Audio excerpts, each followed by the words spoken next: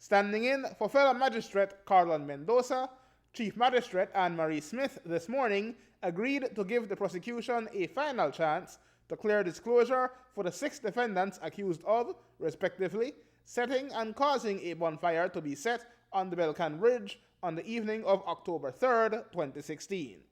As Chief Defendant Geovannie Brackett told us that day, they saw what was happening, but had, he said, nothing to do with it happening. What we can tell is that we, like every other viewership, came out here and we saw the bridge blocked. So what we just, like any other person standing by, we were entertained by it. So we were watching it, then the police will arrest 2 of our people there. I got the video, I have the video right Sticks here. was all day with those guys over at the Teachers Union. So we have an alibi. This is copy injustice. They took Sticks from, Sticks from Days of Healing, and they took Big June from our good cola and from Go Have Songs. This complete chance. But 2 days later, Brackett, Smith, and the other defendants were arrested and charged. They were marched to court in chains and put in the same holding cell as the likes of accused murderer and sex offender Bert Vasquez, among others. But after the strike's conclusion, this matter dragged because, according to Brackett and Smith's attorney, Karim Musa, police and the prosecution have been late with disclosure. They got their final warning from the Chief Magistrate this morning.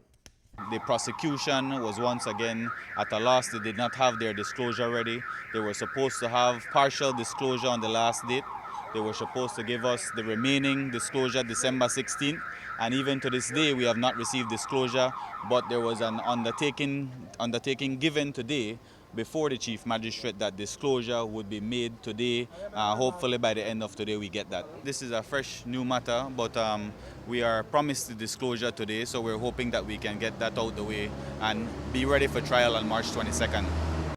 Brackett has mostly kept a low profile since this incident and the previous one, where he and Raymond Rivers were removed from the National Assembly for heckling Church's Senator Ashley Rock and leader of government business in the Senate, Minister Godwin Hulse.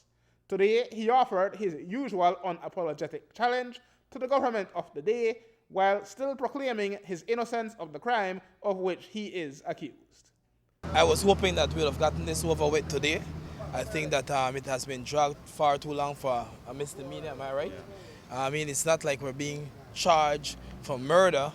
I think that the political directorate of the day, if they would show the same vigor against their very own people who can scam people out of hundreds of thousands of dollars of land deals and cheat this country out of precious land, if we can go after the murderers of Pastor Lucas and those who conspire against Pastor Lucas.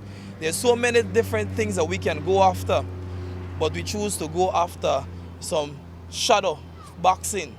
And so that's what today is just also a day that we can see that justice is being pulled in the wrong direction. But nevertheless, we stand here innocent. That guilt or innocence will be determined on March 22nd, the date of the trial before Magistrate Mendoza. Aaron Humes reporting for News 5.